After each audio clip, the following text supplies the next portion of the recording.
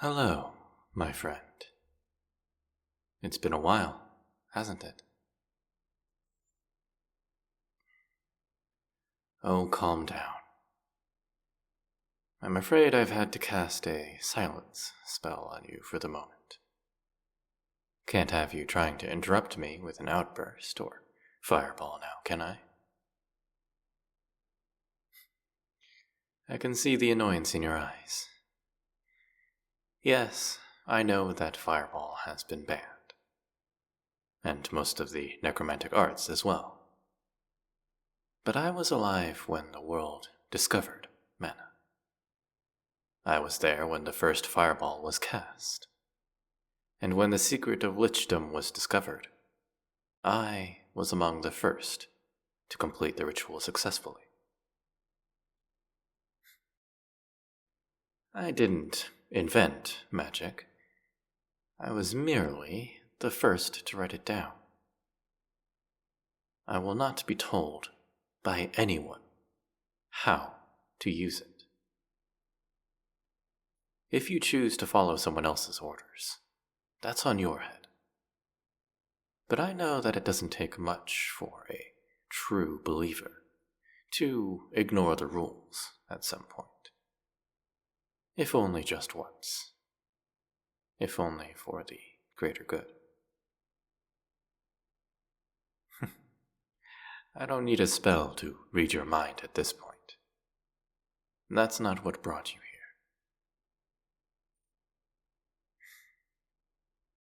here. Have it your way, then. I lured you here to ask if you would like to make a deal with me. One which will give you an out, ironically enough. You won't even be tempted to use a fireball on me. I know you have no reason to trust me, but if I wanted to, little elf, I could have already left this place wearing your body, instead of this tattered thing. What I want from you is almost embarrassingly simple. I would like you to hear a story I have never told anyone, and hear it in full. What you choose to do with it afterwards is up to you. In exchange, I will personally hand you my phylactery to destroy. I have my reasons. You'll understand when I'm done.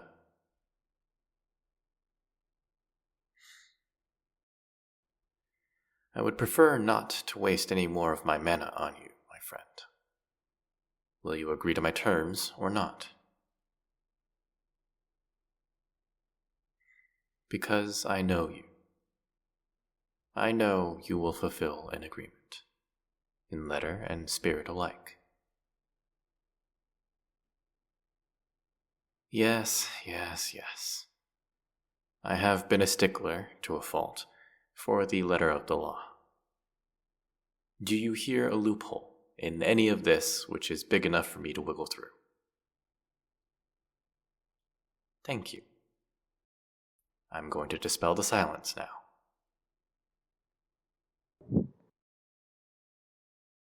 There. Better to talk things out as peers. And out loud. Don't be ridiculous, my friend. We may be the only true peers we have, you and I. We have always respected each other, for all these centuries, have we not? Even when we were on opposite sides of the battlefield. If anyone has earned the right to put a final tally on my days, it's you.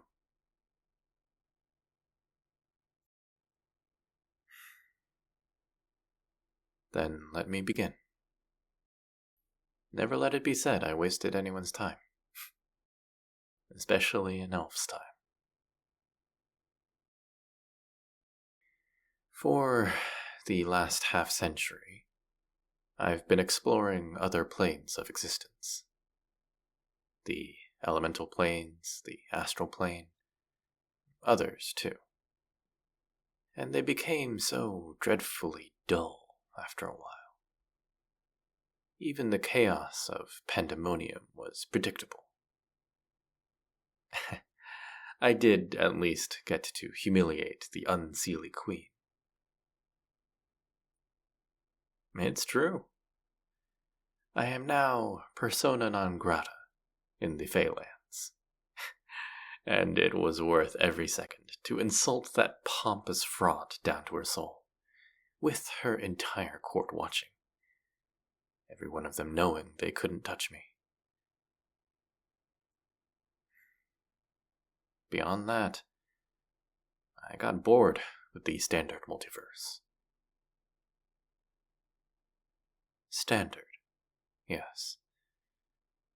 You see, one day I happened to watch something. A video talking about your physicists, and the idea of multiple realities, multiple timelines. A multiverse explicable by their mere math. And my first thought was to wonder, has anyone ever attempted to cross that threshold? Of course I did. I spent years in research, figuring out how to combine various magics to create a spell that would open the gate to parallel timelines, other universes, any imagining of reality you can envision. And once I was ready, I cast the spell in the middle of open land. What happened was the breach. That's what happened. Do you remember? The day when the horizon split open and made a portal between our world and a world full of monster girls and other hybrids? That little disruption in the fabric of reality? Would I be telling you this if it wasn't true? Do you think this is something to brag about, you bubble-tongued oaf? Take care, sorcerer. We have fought on opposite sides of wars, but no matter how evil you think me, you know I have never inflicted suffering for the sake of pleasure. Don't take my indifference for sadism. May I continue, sorcerer? Or are there other pointless digressions you'd like to chase?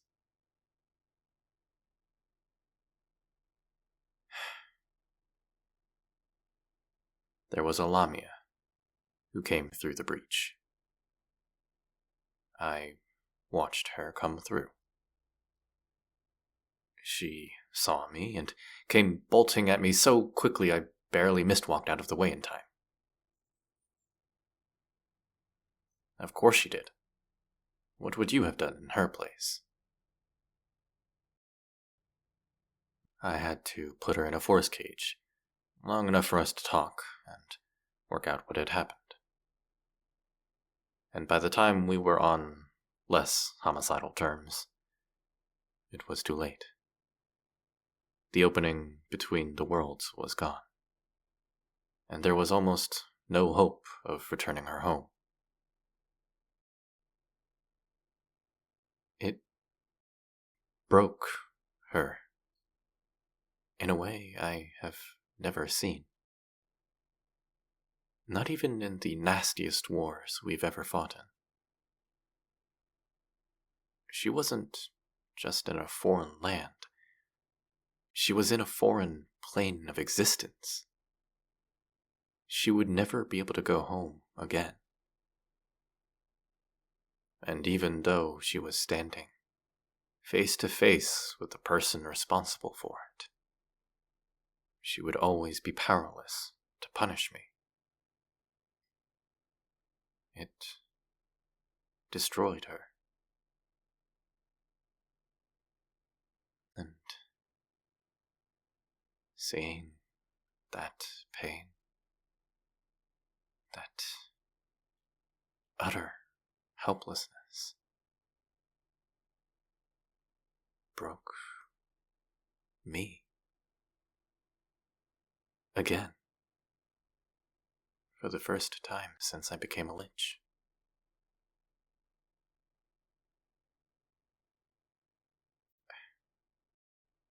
Why do you think I took up magic, sorcerer? I was broken before the world invented writing.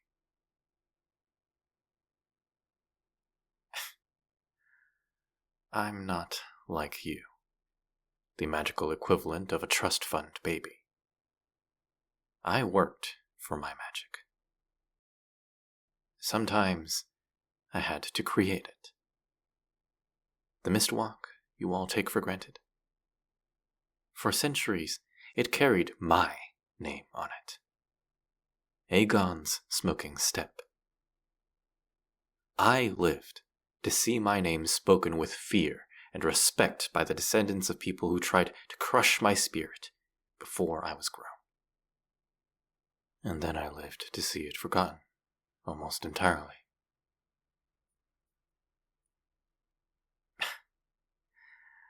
By the time that happened, I had better things to do, deeper studies to pursue.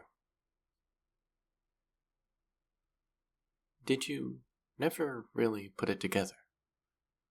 What the artifacts we both chased after had to do with the fossils and saints' relics I searched for?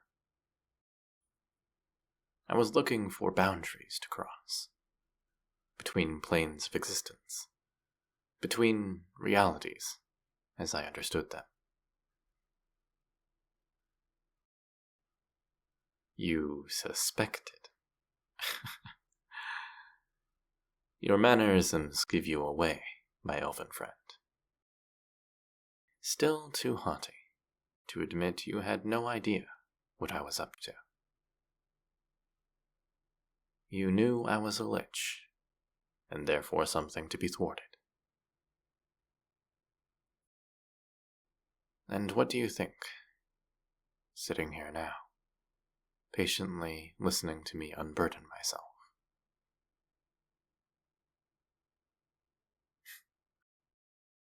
Well, I don't believe you, either, when you say that.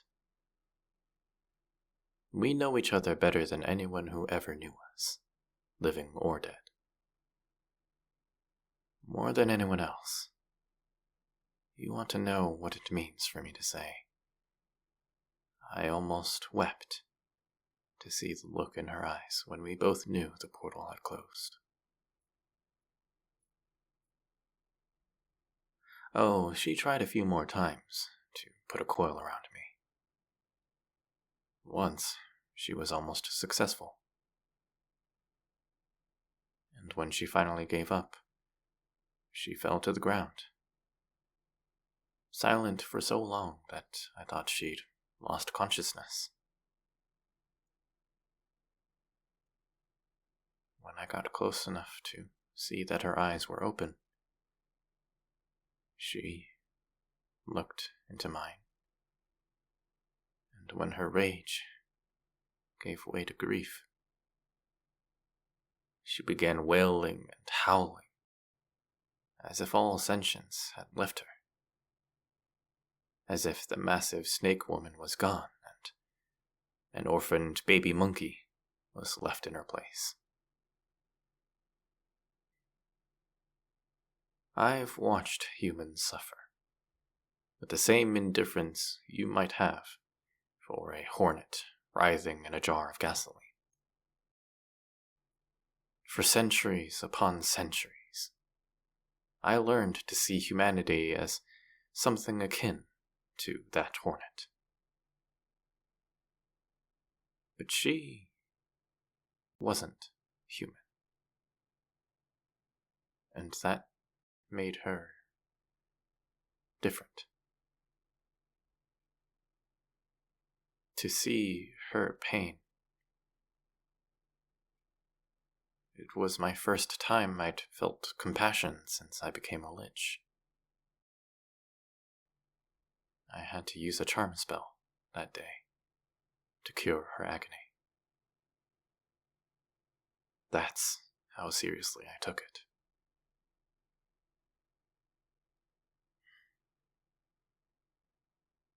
Yes. And it still wasn't enough to save her in the end. Her soul was bitter in my mouth. But I was doing her a kindness when I consumed it.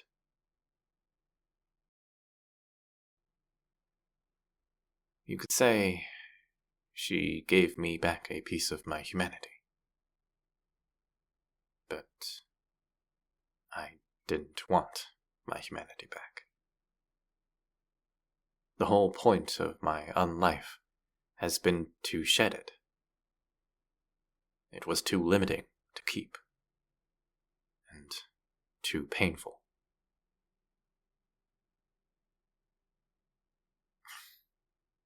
I tried to wish them all back home, fool. I think I was successful with some, but there are lines even a wizard cannot mistwalk across. And as it turns out, the barriers between realities are among them. In the end, I only brought more of them into this world. As I said, I have never made anyone suffer for my pleasure. To cause suffering, especially suffering at that scale, and from nothing greater than my idle curiosity, is the one thing that has made me question becoming a Lich. It's what's brought me here today, with you. What I mean is, I wanted to learn the outer limits of magic, to exhaust the possibilities of that power. And after those millennia of study, I have instead caused harm on a scale that even I cannot fix.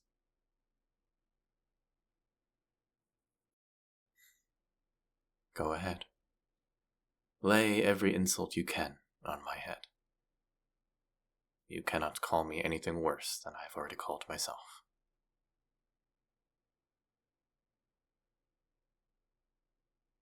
Does there need to be more to the story, my friend? That one or mine? Because there isn't. I have done the one thing I could actually consider a sin. I cannot make it right again. There must be consequences for that. Don't you agree?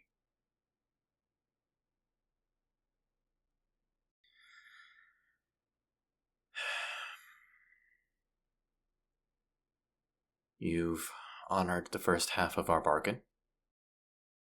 I have said my piece. Now, it's time for you to honor the other half. Here is my full... Yes, that. My durable spellbook, all along.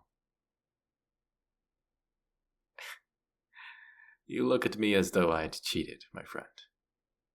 I promise you, I haven't. There's a catch to durable. A secret I will tell you now. We all know the book cannot be destroyed by fire or water. It can, however, be torn apart magically. Its pages shredded by a simple dagger cloud, when cast by a sufficiently powerful mage, like yourself or me. When you do, you will have destroyed my tether to undeath. When you take my life afterward, it will be permanent. Then we'll do it together. Observe.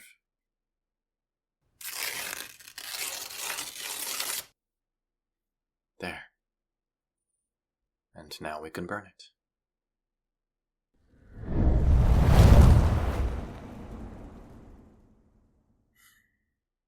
There. It's gone. All that's left is for you to do more or less the same to me.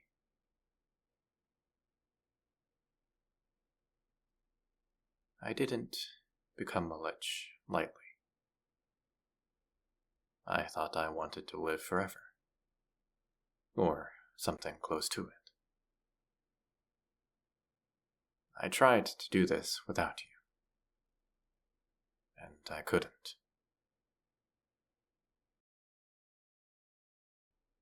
I'll have a seat here on the ground.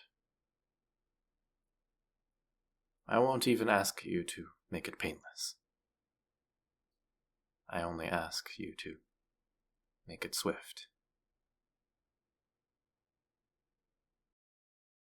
I didn't say I deserved that mercy.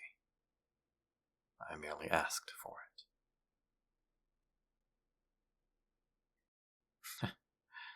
Don't even think of reneging, my friend.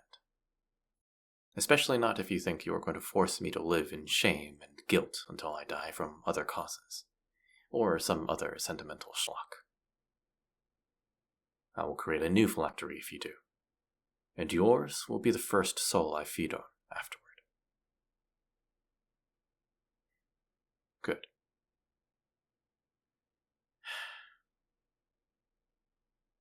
And Sorcerer, thank you for knowing the real reason I should die, and making it happen. That's why I chose you. I knew you would.